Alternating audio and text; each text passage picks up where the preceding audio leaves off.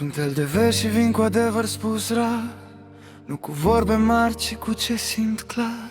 Te-am găsit tăcut, cu inima strânsă, cu zâmbete puse peste o durere ascunsă.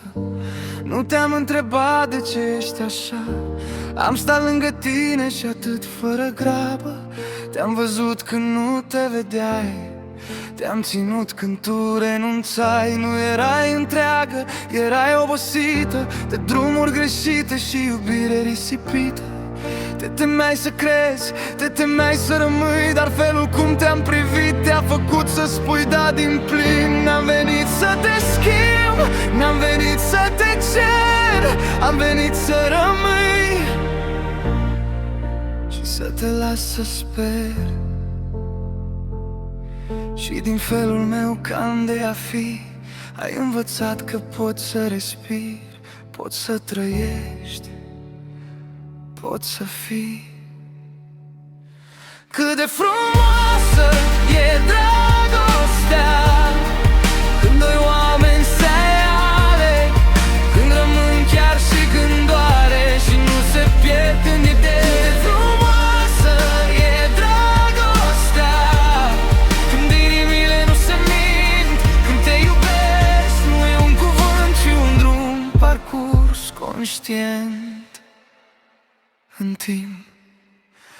Te-am văzut crescând fără să te împing, te-am lăsat să cazi, dar n-am plecat din ring. N-am fost salvator, n-am fost erou, am fost omul care a spus sunt aici mereu.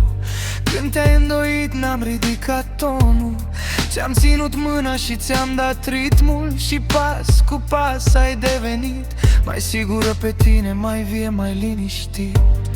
Ai fost slabă, recunoști, ai ascuns, dar lângă mine ai prins iar un drum. Nu te-am forțat să fii altceva, te-am lăsat să fii tu și din asta ai crescut cumva.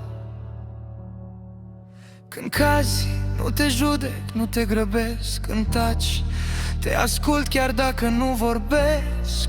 Și din felul simplu de a rămâne,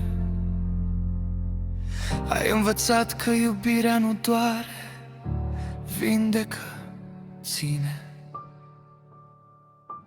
Cât de frumoasă e dragostea, când doi oameni se aleg, când rămân chiar și când doare și nu se pierd când e greu. Cât de frumoasă e dragostea, când inimile nu se mint, când te iubesc, nu e un cuvânt, ci e o viață trăită diferit. Dacă mâine lumea se rupe în noi și nu mai știi cine ești sau ce vrei apoi, vreau să știi că lângă mine poți să cazi fără frică, poți fi tot tu, poți fi bine.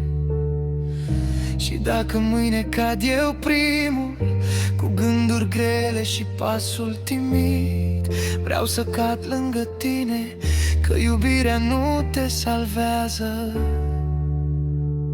te ține infinit. Cât de frumoasă e dragostea, când doi oameni se aleg, nu pentru că e ușor, ci pentru că fără celălalt ar fi greu.